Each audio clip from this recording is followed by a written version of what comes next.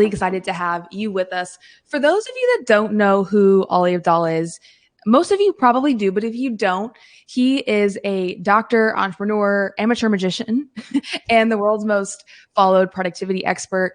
You have really transformed the trajectory of your life, Ali. You started in medicine and then you became a creator. We're documenting so much of your journey on YouTube, started to grow a YouTube audience, built part-time YouTuber Academy to teach other people how to build YouTube audiences, and then left medicine, launched Productivity Lab. You're a New York Times bestselling author of Feel Good Productivity. I mean, so much of your life has pivoted in the last 5 years. I want to start us here really quick because I think a lot of people that are joining us live might be in the middle of a pivot. If you are in the middle of a career pivot of some sort, write pivot in the chat. But yeah, let's start the conversation here, Ali, and talk through the pivot from medicine to entrepreneurship. What was that like for you? And what were some of the deliberate choices you had to make in order to make that switch? Yeah, so a big part of it was, pretty much from my first day of medical school onwards, I was looking ahead to see, what are the doctors who are like 10 years ahead of me in their careers? What are they doing and are they having fun? And generally what I saw was a pretty grim picture. I've told the story a bunch of times, but I used to ask every doctor that I met, if you won the lottery, would you still continue to do medicine? And half of them said they would leave immediately. And the other half said that they would continue medicine, but they would go part-time. And so when I asked, well, what's stopping you from going part-time? It would always be about money. And they just didn't have enough money because medicine in the UK doesn't pay very well. You earn like 50K a year until you're fully qualified 10 years later, and then you earn 100K a year. But these people felt like they were tied to this day job that they had because they couldn't afford to otherwise. And I knew that I wanted to build a business where I could have this dream of quick passive income, so that I would have the option of working part-time in medicine, working 3 days a week. And so my initial pivot started off of like, how can I build some sort of business on the internet that would allow me to go part-time in my day job? I had no intention of quitting the day job. That was not on the cards. I thought I would be a doctor forever. It's what I wanted to do. But then, a few years into it, I sort of built the business, built the YouTube channel, started launching, was just about to launch my first course, the Part-Time YouTuber Academy. And I sort of accidentally became a full-time YouTuber because, I worked as a doctor for 2 years, and then I was going to go to Australia to do an emergency medicine placement. But Australia closed their borders because this was 2020 and they were super strict on the COVID rules and stuff. And so I ended up being accidentally unemployed. And I was like, all right, well, I've got all the spare time now. Let's just double down on this YouTube thing. And that was where we launched our first cohort of the YouTuber Academy. That was when we first became Circle customers in late 2020. And started building what is now, a lot of people think of as a community-powered business. In the early days, it was just sort of selling courses online, like pre-recorded self-paced courses. But when we switched to the community thing, suddenly everything started to skyrocket. And I'll be honest, I was not bullish on the community thesis from the beginning. I was like, who needs community? Who cares about community? Like, surely people can just sit down and do the thing, right? Like, that's what I did with YouTube. I just sat down and I did the thing. Like, how hard can it be? And then, I thought my course material was all amazing because I thought I was pretty good at teaching. But the resounding feedback from our first cohort was, yeah, all these sessions were good. But what I really got value from was the community. I was like, oh, okay, people love this community stuff. And so since then, sort of community has been at the forefront of our business. We've launched a whole new community earlier this year, which has done about $1 million in revenue so far, which is kind of cool for like a product that's just been out for about six or 8 months. And now looking back at my life, I cannot imagine being a doctor anymore because this internet entrepreneurship stuff is just way more fun. It's expansive too. It opens up what's possible versus like the traditional and then the non-traditional. I don't know if you had an opportunity to look at the chat, but there were about 100+ people pivoting with a lot of funny friends gifts as well. So I appreciate the humor in the chat, everybody. So I want to zero in on the audience building piece because I think we're going to get into the nitty gritty of like the funnels and how you've launched all the different products and even shifting from Part-Time YouTuber Academy, which is pretty niche, to then Productivity Lab, which is a lot more broad and expansive to a wider audience. But when it came to building an audience, I think there's a lot of people that are in this stage. They know maybe what they want to do. They know maybe even who they want to help, but it's the crafting of the content and attracting the right audience that can be tedious and overwhelming and honestly kind of annoying. Just it can be a little annoying. So talk to us about those early days creating content and how you approach audience building. Nice. Yeah. I'd love to get a sense in the chat. Can you post in just one message, what is your main platform, like YouTube, Instagram, whatever? And then next to that, how many followers do you have on that platform? It's just useful for me to get a sense of like what we're playing with in the audience. Sometimes I do talks where people are like 500,000 subscribers and I'm like, holy shit, okay. But a lot of time there's like a lot of beginners in the audience, that kind of thing. So I would love to see a little bit of that in the chat. I think there's a little Yes, bit of there's about a that. 10-second delay between live and that. That's So all good. We'll see that at some point. Yeah, the way that I think about it. In fact, can I draw some diagrams because this is usually please. my jam. Let me see if I can. Okay. Yeah, there's a share screen Window in the share middle. Figma. There we go. And just to read these out to you, Ollie, as you're getting started. So Instagram, 70,000, Instagram, 2,500. Let's see, LinkedIn, 1,700, YouTube, 4,000 subscribers, LinkedIn, 10,000. Dominic has 155,000 followers on LinkedIn, which is amazing. Lindsay's got 42,000 on YouTube. So a bit of a range. I'm seeing a Okay, range we have an between, absolutely enormous range. yeah, So this is sort of how I think about this sort of stuff. I'm going to use YouTube as a specific example here, but this I think applies to pretty much all the social platforms.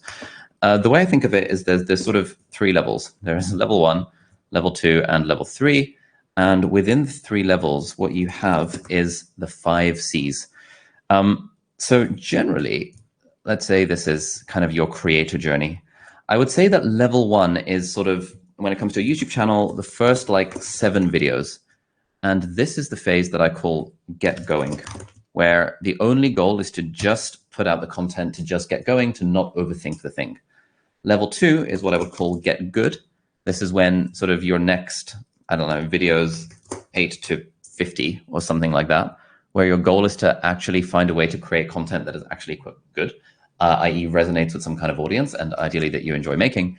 And then level 3, I would say, is get smart. And this is sort of videos 50 plus, but obviously you can apply this to LinkedIn or Instagram or whatever platform is. Obviously the numbers might change a little bit.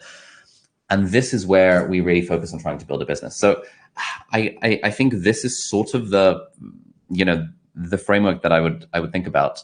I didn't come up with this back in 2017 when I started the YouTube channel, but over time, as I've seen thousands of students in my own YouTuber Academy and spoken to a bunch of other creators and seen multi-7-figure businesses and even a couple of 8-figure businesses, a lot of it maps to this particular trajectory. So we've got these 3 levels, and then we have the 5 C's.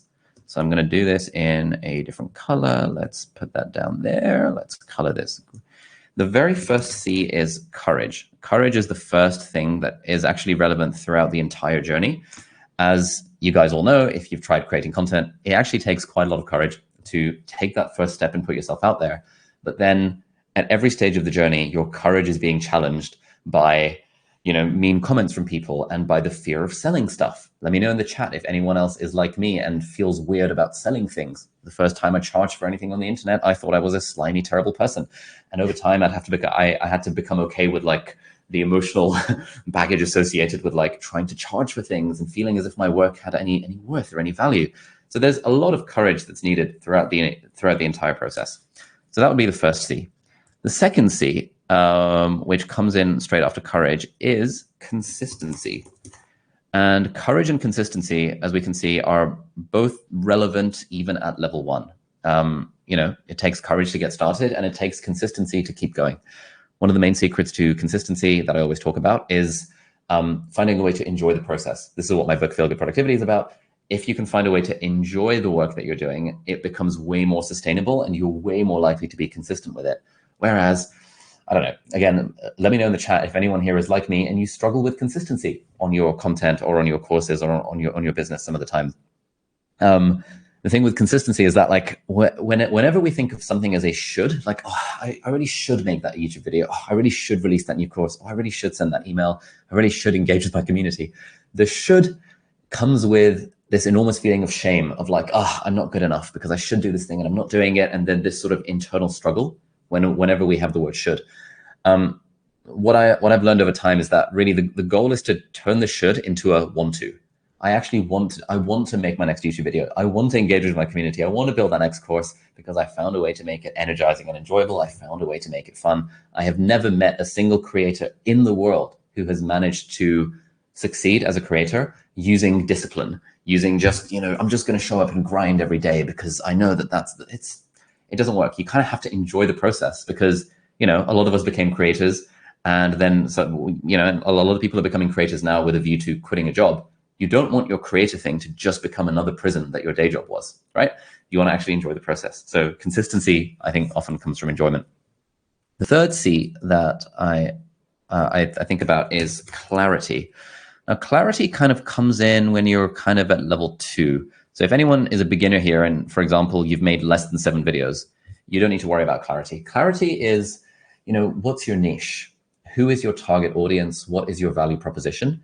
This is, I think, one of the things that really separates the successful creators from the less successful ones is that the less successful creators tend to make videos for themselves.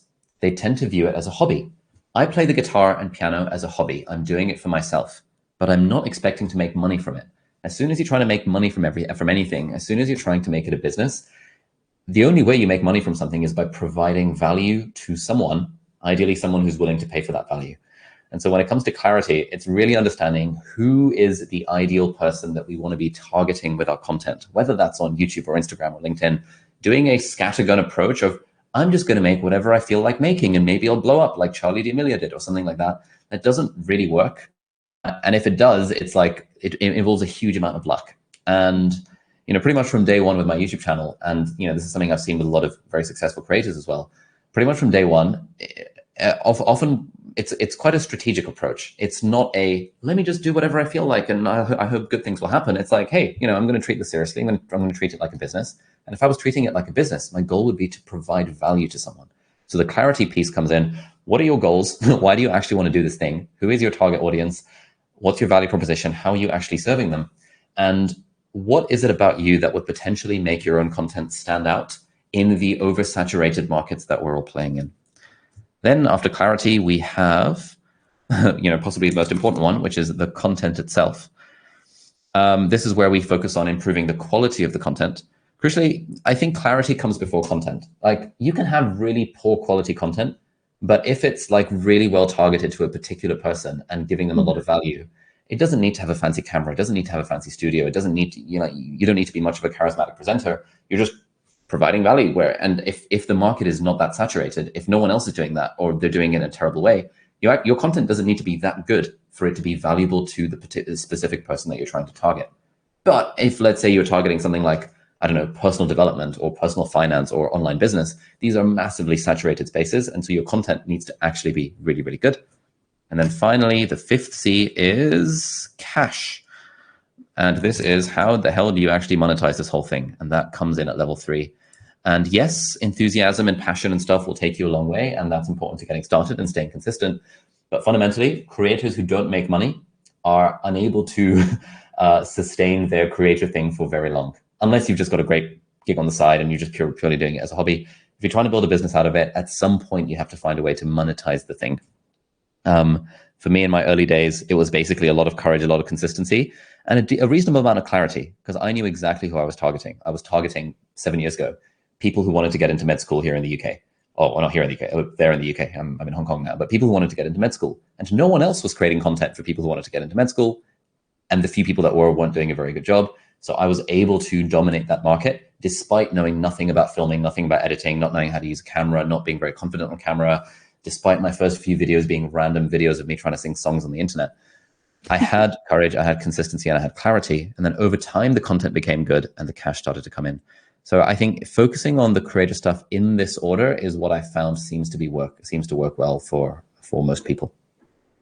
Thank you, Professor Abdaal. Like, I ask one question, pulls up Figma, takes us through an entire masterclass of content creation. Very, very helpful. I want to normalize how long it took you to go through these different levels. Can you talk through when you were at that courage, and courage up to content, sorry, courage up to clarity, how long would you say you were in that stage of figuring out the quality, the clarity before the cash actually started to become more clear to you? Oh, nice. I actually have some slides for this because Oh, I perfect. was vaguely prepared. I'm not usually vaguely prepared, but in theory, you should be able to see this.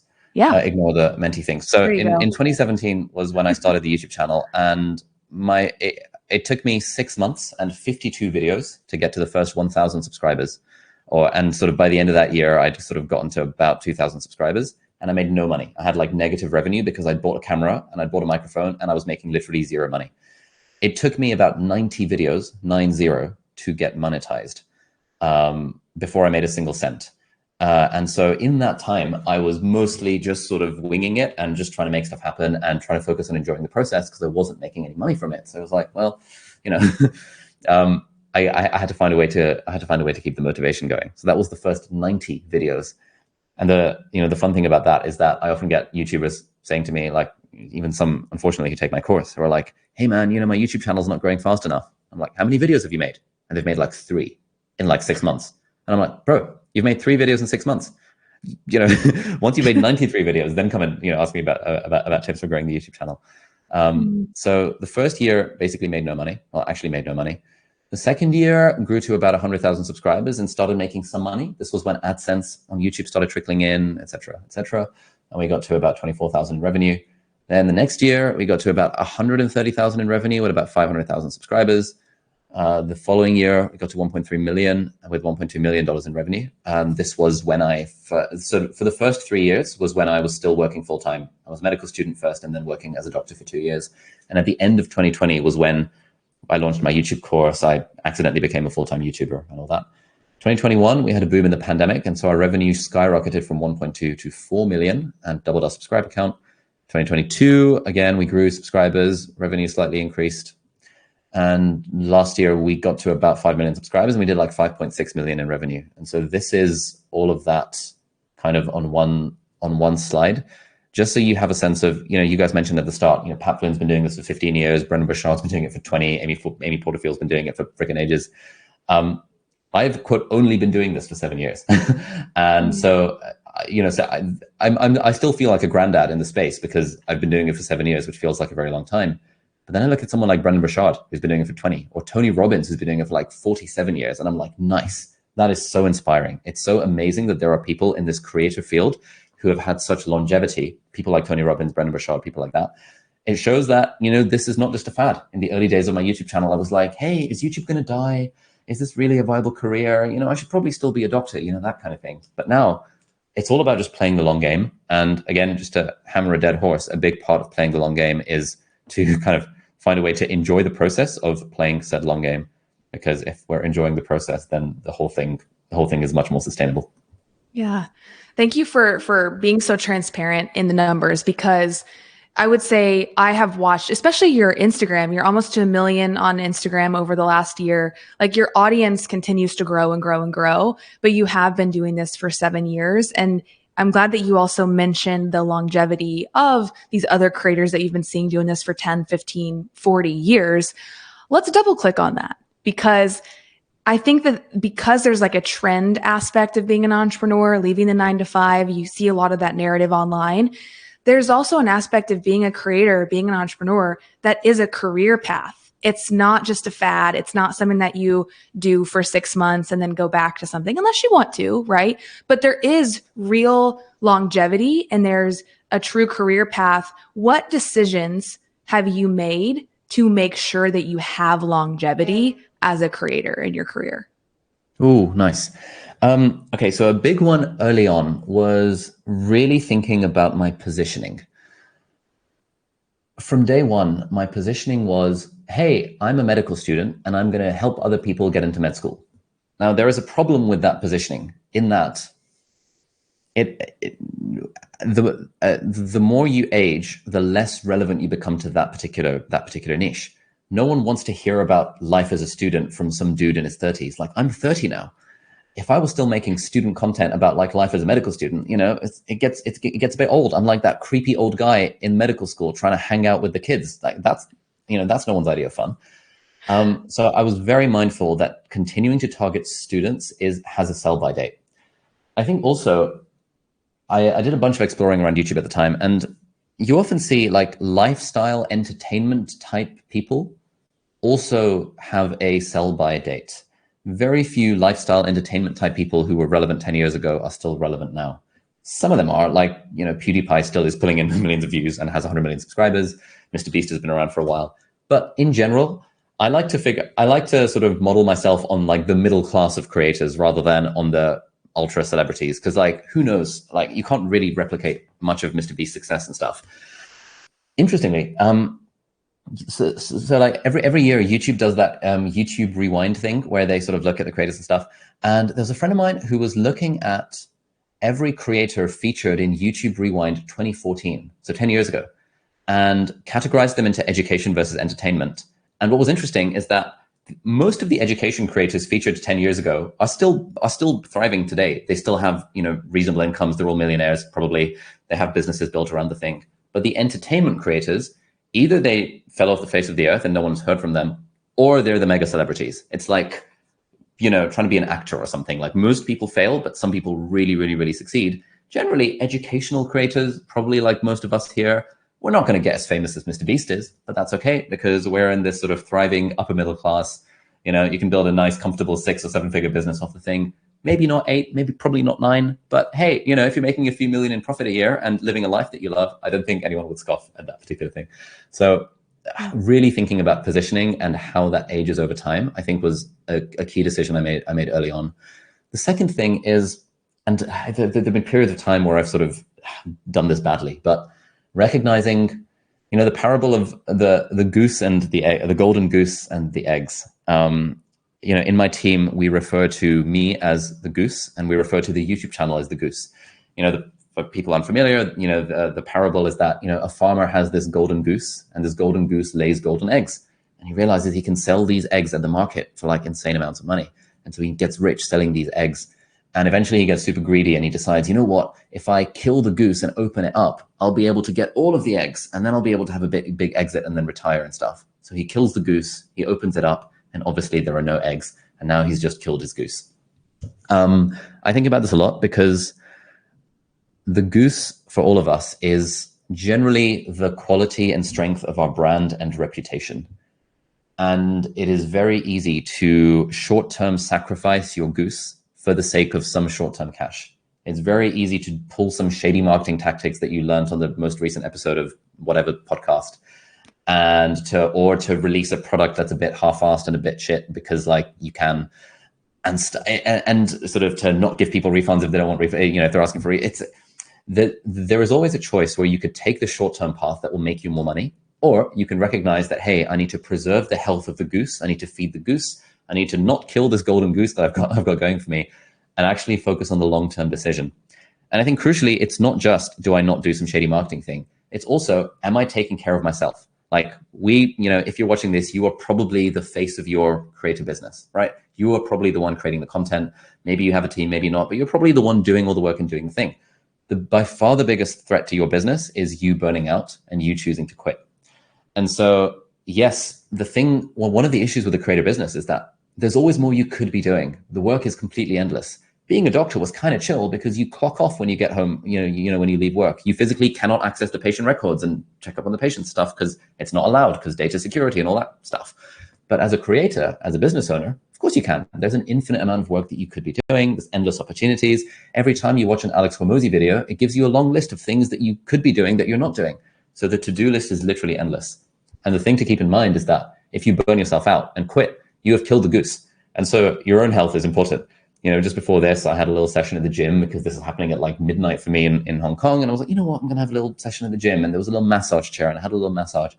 And early sort of younger me would have thought, oh man, what wasting time at the gym getting a massage when he could have been grinding on making another YouTube video. But like, me who's been doing this for 7 years recognizes, you know what, sometimes it's worth taking that time for yourself to make sure that you don't burn out, to make sure you're enjoying the process, it's sustainable. Because honestly, if you can just be the last man standing, like Tony Robbins has been doing this shit for 47 years. Brendan Burchard's been doing it for 20 years. If you continue your creative business for 20 years, you're not going to succeed. Like there's no world in which if you just did it for 20 years, you wouldn't succeed. And so I often tell myself this. I'm like, you know what? I'm playing the long game here. So whenever things get a bit stressful and I'm like, oh, we're having all these issues with the team, and like, oh, we just switched to freaking HubSpot because Circle Marketing Hub wasn't released yet. And so we thought HubSpot was a good idea. And now it's causing all these problems. And oh, God damn. I have to take a step back and remind myself, wait a minute, I'm planning to do this for like the next 50 years. So what the hell am I stressing out about? Come on, we can all just chill out. We can enjoy the ride and, you know, that sort of thing. So yeah, a big part of, of the strategy that I keep on having to remind myself of is taking care of the goose, not burning out, focusing on like, you know, the mental health side of things and like enjoying the process along the way. Oh, I love that. There's so much wisdom in that. Thank you so much for sharing. I want to highlight like the integrity character piece, because as you mentioned, you have to stay true to your own values and know that because of that, you are playing the long game. This isn't a short-term cash injection play. This is something that you're building a legacy for. So when it comes to your product suite, we've talked about audience building. We've talked about kind of your methodology of playing the long game and turning this into something that is sustainable for you. When you look at your product suite between Part-Time YouTuber Academy, the launch of Productivity Lab, walk me through how you have, and I know that you have a team that you work with too. Shout out to Angus and Amber and Caitlin and the whole crew that might be with us live. What was the decision from moving from something quite niche, like Part-Time YouTuber Academy and that program, to something more broad, like Productivity Lab? Yeah, so a lot of it happened quite accidentally. So like, I have a little fun game for the chat. Anyone who, if anyone knows who Ryan Holiday is, can you put in the chat what is the one word you associate with Ryan Holiday? There is only one word. There is one word you associate with Ryan Holiday. Please put it in the chat. If this game works, a bunch of people should shout the word stoicism. Obviously, everyone knows Ryan Holiday is the stoicism guy. Now, another game in the chat. If you only had to use one word to associate with me, Ali Abdaal, what would that one word be? I'm going to say and hopefully, if this game works, one word should come to mind and should feature in the chat. And that word should be productivity. It should not be guy who teaches people how to build YouTube channels, or Part-Time YouTuber Academy, or like business owner, or maybe Dr. Productivity YouTube guy or something. But if you only had one word, that word would be productivity. That kind of happened accidentally, and that is actually a very good place to be. What's the word you associate with James Clear? There is only one word, obviously. What's that word, everyone? Habits. Put it in the chat. It's kind of obvious. I don't even need to say it. It's just obvious what the thing is. There is one rude word that you associate with Mark Manson. There's one word you associate with Ramit Sethi, probably the word money. When you think of certain creators and brands, there's generally an association with that creator or brand. And what I stumbled into completely accidentally was that word for myself was productivity. But in 2020, I randomly decided to make a course about how to do YouTube. In hindsight, it was a bad idea. I should have gone for a productivity course. Obviously, it just made so much sense. But at the time, people were asking me, how do you grow a YouTube channel? And I was like, let's make a course about it. Maybe a few dozen people would buy it.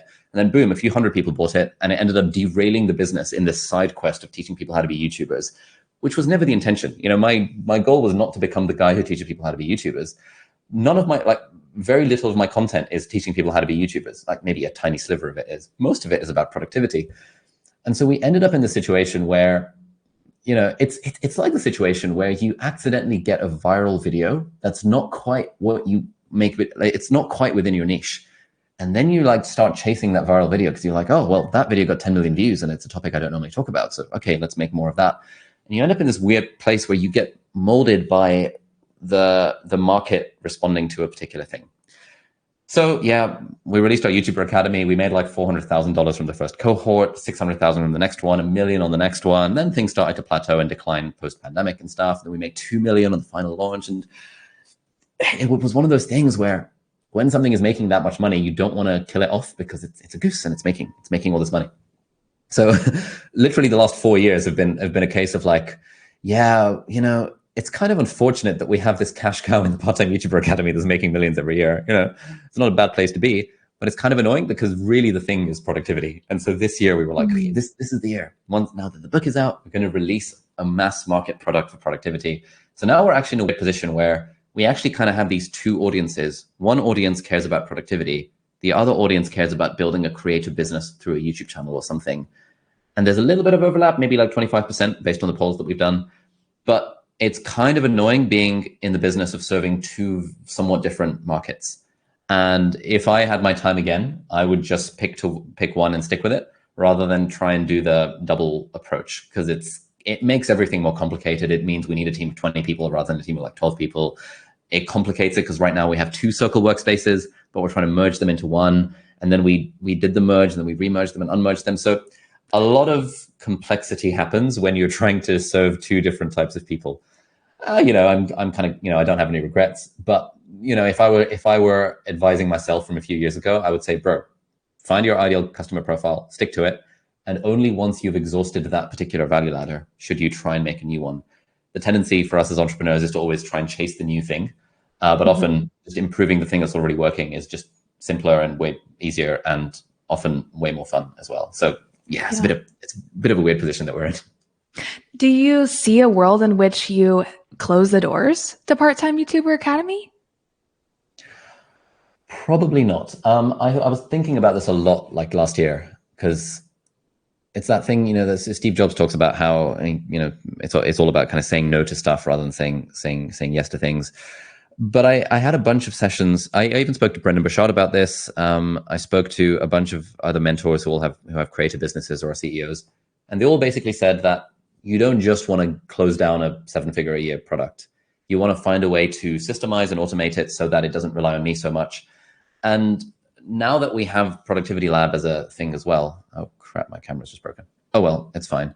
Now that we have Productivity Lab as a thing as well, it's actually kind of nice that we also have YouTuber Academy, because it adds a little bit of variety to things, and mostly kind of the team takes care of it, so I don't have to think too hard about it. Yeah, it keeps things exciting.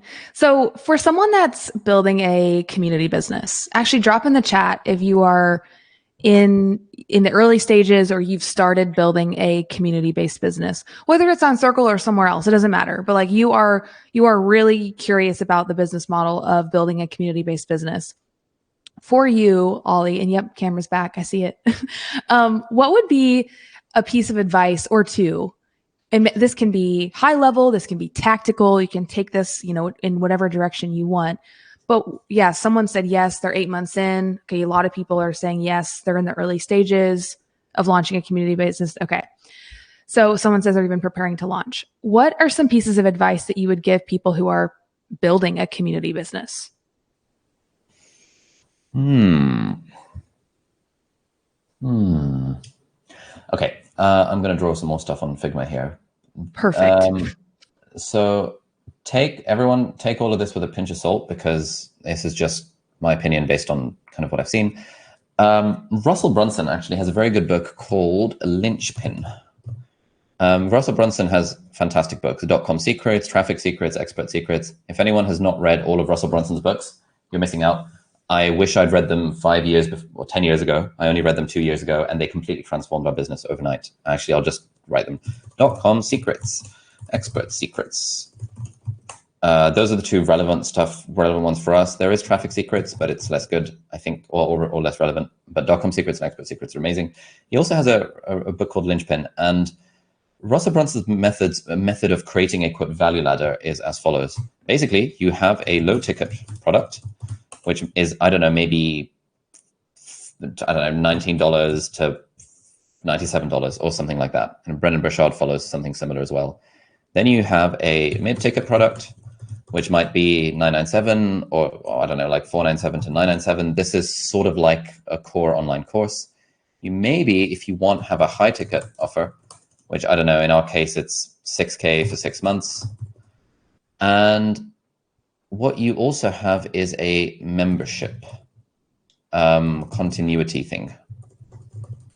And this might be like $97 a month. And when people sign up to your low ticket, you want to try and get them into your membership. When they sign up to your mid ticket, you want to try and get them into your membership. When they sign up to your high ticket, or rather, you want to try and get people from the membership to sign up to the high ticket, because why not? But this membership continuity thing is sort of the key. And this is sort of what he talks about in the book Linchpin. I'm not going to go over all the details because we don't have that much time, and you can read the book if you want.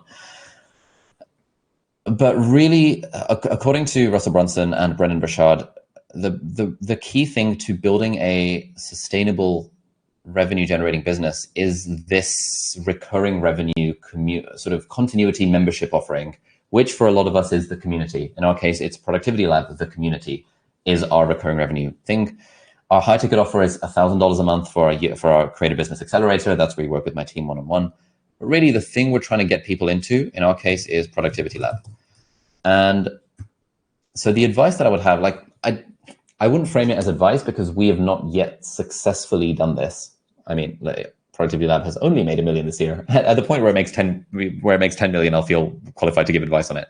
But I'm basically copying and pasting the model that Russell Brunson has used to make 100 million plus, and that Brendan Burchard uses to make at least 30 million a year, from what I vaguely know from his stuff. And it's all based around selling people, sort of getting people into your community thing. I would not do a free community. We made the mistake 4 years ago of promising lifetime access to the YouTuber Academy community. This is bloody annoying. I hope that we don't have any students here, but I'm sure you'll appreciate the transparency. It's really annoying having promised lifetime access to a community for free. And now 4 years later, we're still giving people community and doing events and stuff. And I'm like, you know what? It's fine. But now when I speak to people who are like tempted to offer lifetime access to anything, I'm like, bro, please don't do it. Please don't offer lifetime access. Trust me, you're going to thank yourself. And every other creator I know who's offered lifetime access a few years ago because they thought, ooh, that sounds fun, now regrets offering lifetime access. So I think really the goal should be to try and get people into some sort of monthly recurring membership thing. You don't have to charge monthly for it. Productivity Lab is annual pricing only for now. If you charge monthly, you're dealing with monthly churn. Generally, if you give people the option to churn, a lot of people will churn. A lot of membership community programs that I know and have spoken to, when they offer monthly pricing, people only stay for like 3 months. That's their average. Whereas if you just do annual or quarterly, things are a little bit better. Smart Passive Income by Pat Flynn, they have quarterly and annual pricing. They don't do monthly, I suspect, for that reason. So yeah, really it's about trying to get people into the community and actually charging money for it. That is what I would broadly say. I see a question, why monthly over annually? No, I think annually is better than monthly. If you do monthly, 3 months is around how much time people seem to stay on average. In fact, I'm curious in the chat, it will be good to crowdsource this. If you have a monthly community, if you have a community that is paid and that you sell monthly, can you write down what your monthly cost is, i.e. how much you charge monthly, and then how long, what's your average like LTV? How long do people on average stay for? Most people that I know who do this say about 3 months.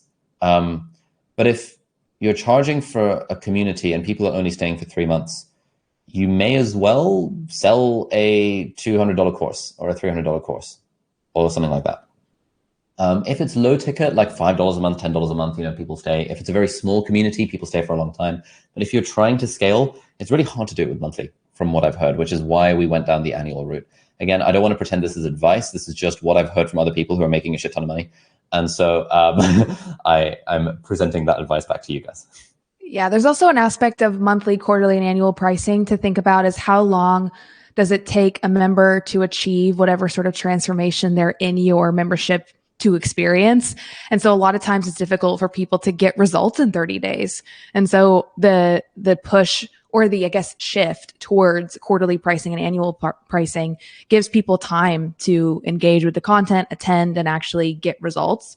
So a couple of questions, because we have 15 minutes left, and I have just loved every minute of this. And thank you so much for being here. A question around value ladder. Someone asked, how do you know when you reach the top of the value ladder? Okay, again, I'm going to cite Brendan Burchard's advice on this. Brendan Burchard actually has I'm just going to plug someone else's course. He has a really good course called Influencer Pro. Within that, there is a fantastic course called Total Product Blueprint. And he just lays out, based on his 20 years of experience, exactly how to build a course business, a membership business, a community business, a coaching business, a mastermind, and a bunch of the different sort of like info product-y type businesses. Brendan Burchard's whole shtick is you pick a vertical, i.e., in our case, let's say it's helping people grow YouTube channels. And you just make 3 products within that. 3 is the magic number with maybe a recurring revenue thing on the back of it. Low ticket, mid ticket, and high ticket. Low ticket generally is considered less than $97, but this, if you're selling in India, for example, like these numbers are going to change. If you're selling to corporate executives at Goldman Sachs, these numbers are going to change. Low ticket does mean different things to different people, but generally low ticket is considered under $97. Mid ticket is generally sort of 97 to 1,000, or sometimes 97 to 2,000, and the high ticket is considered sort of like $2,000 and beyond. And Brendan Burchard says, and I broadly agree, you only want to have 3 products in that vertical. Then you are done.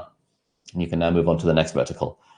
So for example, we have 3 products in the how to grow a YouTube channel vertical. And now we're moving on to productivity. So we're building out a $300 course, which is going to be our productivity GPS. We have a $97 a month community thing.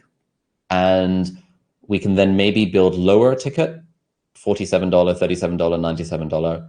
We could go higher ticket, $3,000, etc. I don't really want to go high ticket in productivity, so I like the idea of keeping it low and mid ticket. 3 is kind of the magic number. Generally, what I would recommend, and again, I like to cite people whose advice I'm taking here. There's a guy called Daniel Priestley. If you have not read his books, you should. His book, Oversubscribed, is my most highlighted book of all time on Kindle. It is an absolutely fantastic book that completely changed the way that we market our business and made us an absolutely shit ton of money. I also have some good podcast episodes with Dan over on my podcast YouTube channel, which you can access for free if you want. But Dan's view is that if you are starting out, the mid-ticket product is the first one you should build. You shouldn't try high ticket because it's hard and requires a sales team and stuff. You shouldn't try low ticket because it requires a huge amount of sales to actually make any money. You should start with the mid-ticket core product, like $1,000 thing or whatever the thing is, because you don't need, if you get like 5 sales a month, you're making $5,000. That's pretty cool. Other people say you should start with the high ticket. There's a bunch of business gurus on YouTube that specifically talk about selling high ticket offers where you're charging at least $2,000. I think that's also very reasonable. I just would not start with low ticket because to actually make sustainable money off low ticket, you need thousands and thousands of people to buy it. And it's really hard to get thousands of people to buy anything, even if you have a massive audience. So that would be the order of operations. Generally start high and then build down, or start middle, build up before you build down. That would be generally what people say. And I would broadly agree. I love it. I think a lot of people just added oversubscribed to their TBR, to be read list. So thank you for all the book recommendations. Next question around, if you were starting from today, this is from Deborah. Hi, Deborah. I recognize you from our last summit. I'm so glad that you're here. So if you were starting out today, what would you do differently? Would you begin with YouTube again? Or would you start with building a newsletter and trying to get people onto the newsletter? Some say you must have it at the outset. Some say you can start a newsletter later. Can you talk about starting a newsletter a little bit more? Yes. Okay. Again, I'm gonna draw some stuff here because I love it. I could answer Deborah. Like, if I was able to speak to you, Deborah, we would get into your specific situation, but I can't. It doesn't quite work. So I'm gonna make this broad. So I apologize if this is not specific enough to your specific question. But if I was starting again, I think that there are 2 different sort of spectrums. There is how much do I care about money as a motivator for my business, and there is how much do I care about fun. And if we were to turn this into one of those like 2x2 matrix type situations, we would end up with something like this, where, oh crap, navigating Figma is kind of annoying, where this is high money, high fun. This is, I don't know, high money, low fun. This is low money, low fun. And this is low money, high fun. You kind of get the idea. This is sort of like the 2x2 thing. Obviously, no one wants to be in the low money, low fun category. You don't want to be a creator and build a creator business where you're not motivated by money and you're not motivated by fun and you're not making money and you're not having fun. That is a bad place to be. Everyone wants to get to high money, high fun. Like, obviously, this is a good place to be. We want to get here. This is kind of like the dream destination for everyone, where you're making lots of money and you're having lots of fun. Thankfully, by the grace of God, this is the position that I happen to be in with business and my team and stuff, which is really cool. This is living the dream. But you don't start there. You know that's a destination, but you don't start there. So the question is, where do you start? And I think you can either start in high money, high fun, or high money, low fun, or low money, high fun. This is what I call the business first approach to being a creator, to building a creator business. It's like, I care about making money and I care less about having fun. Obviously, I understand we all care about having fun and also making money, but if you had to choose, if you had a gun to your head and you had to choose for the first 2 years, you can either make money and not have fun, or you can have fun but not make money. Which of those would you choose? If you are in the camp of like, I really want to make money and I care less about having fun, obviously I'm going to make the process enjoyable, blah, blah, blah. I'm going to read Ali Abdaal's book and all that shit. But like, really, I care about making money. That is the business first approach to being a creator. This is the creator first approach, where you're like, I want to start off by having fun. I want to focus on my passions. I want to build a business. I want to do my creative thing, fulfillment and impact and joy and blah, blah, blah. And at some point, once I've built the audience, I would then build a product and monetize the product and build a paid community and do the business second. This person is creator first, business second. This person is business first, creator second. Mm-hmm. And so when Deborah asks, what would I do if I was starting again? Probably I'd do the business first approach. Probably. People think I started off as a creator first, but I actually didn't. I had a business helping people get into med school, and I used YouTube to drive leads to that business. I think the problem is, I think the business first only approaches, the business first approach only works if you start off by building a business, i.e. having a product to sell. And so to answer Deborah's question, if I was starting again, I actually wouldn't bother with a YouTube channel right at the start, because a YouTube channel does not make money at the start. A YouTube channel takes ages to make money. And the way you make money really from a YouTube channel is by using it as lead generation to a product that you're building. So I would build a product first, find an audience to sell that product to, and probably start off high ticket, because, I just need one. If I can sell a high ticket offer for $5,000, I just need one client a month. And now I'm basically sorted with my expenses and stuff. 2 clients, I've got 10K a month. 5 clients, 25K a month, I'm already rich. And I don't need to have a YouTube channel for that, to get those 5 clients. And then I would build a YouTube channel second. So Deborah, in your case, should you start a YouTube channel? Should you start an email newsletter? Well, it kind of depends. Are you a business first or are you a creator first? And hopefully that helps as a way of sort of being a bit of a guiding light. This is really helpful. I can see a lot of people using this matrix moving forward. And I'm glad that Deborah brought this up, and you mentioned too the high money versus low fun. People are asking a lot of questions in the chat around pricing. And earlier in this conversation, you talked about, in the early days, kind of struggling to charge for things. When people are trying to locate the right price, they've figured out the product. They might even understand and have clarity on the niche of who they're offering the product to. How do you approach pricing, and how do you know that you've landed on the right price, one that you integrally feel good about, and also one that, your audience can reasonably invest? Yeah, mate, pricing is tricky. I've never met someone who's nailed it in terms of like, has a way of thinking of it. The way that we've landed on is we put a finger in the air and we hope for the best. But a few guiding philosophies. So number one is something I think who said this? I think it was like David Ogilvy or something. There is no advantage to being the second cheapest in your market, but there is an enormous advantage to being the most expensive in your market. Generally, when people are insecure about what they're doing, they try and compete on price by saying, hey, at least if I undercut the market, everyone else is charging $300 for their course on learning Mandarin. So let me charge $200 on my course on learning Mandarin Chinese, or whatever the thing might be. Generally, that is a bad idea, because now you're stuck in the competing on price game. And another thing everyone will tell you is that people who pay less money are lower quality customers. This is not to say they have less value as human beings. It's not to say that they're any less valuable as husbands and wives and fathers and daughters and kids and blah, blah, blah, blah, blah, blah.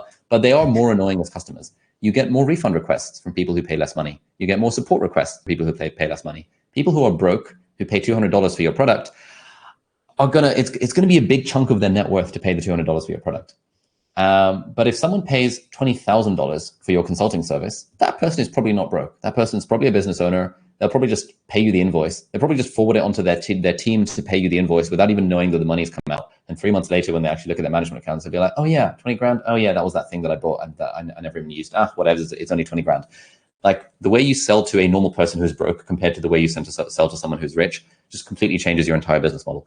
So in general, trying to go for higher ticket prices and positioning your brand as a premium thing is generally a nicer and less stressful place to be.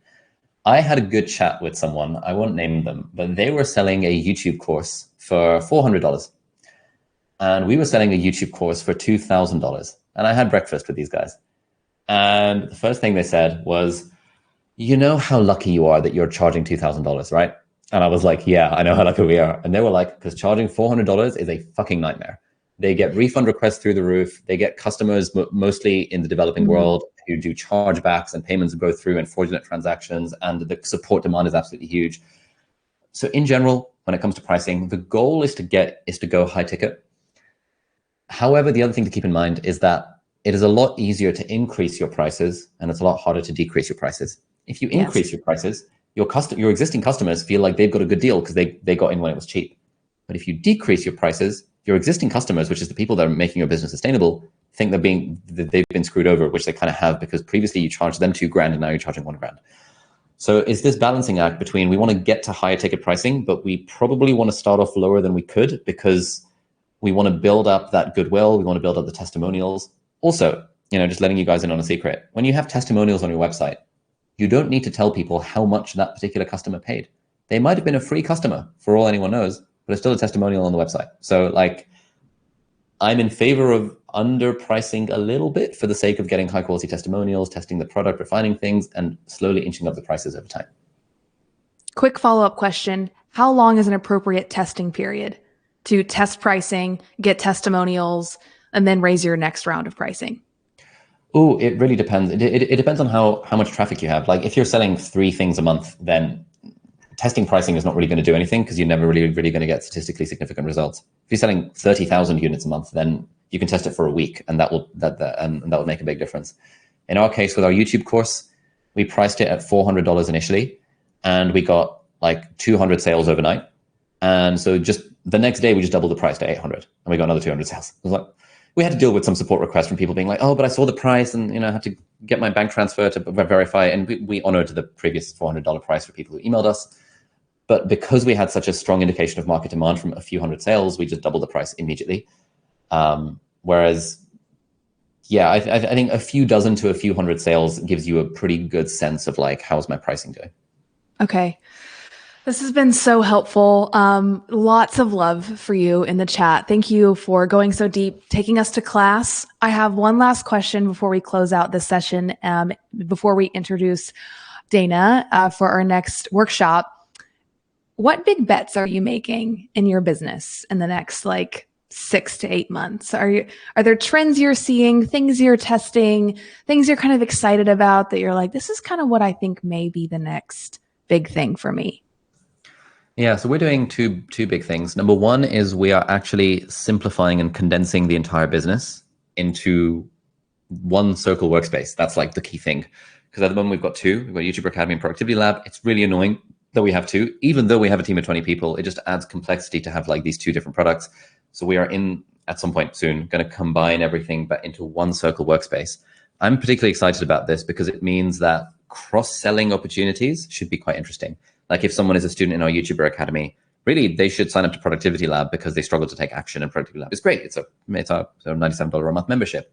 Similarly, if someone is in Productivity Lab, a bunch of them want to be YouTubers, and so they should take the YouTube course. And we have interesting cross-selling opportunities.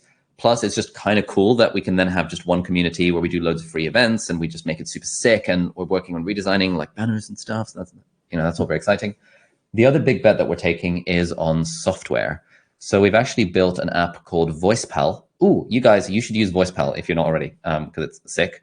It's basically a ghostwriter in your pocket, and you hit record and go on a walk and you talk, and it asks you follow-up questions, and then it turns it into a first draft. So this is how I create all my content now. I come up with a video idea, I go for a walk outside, I get my, I don't know, 4,000 steps or whatever, as I'm like speaking into my AirPods and sort of just riffing on the idea. And when I get stuck, I look at the app and it gives me follow-up questions.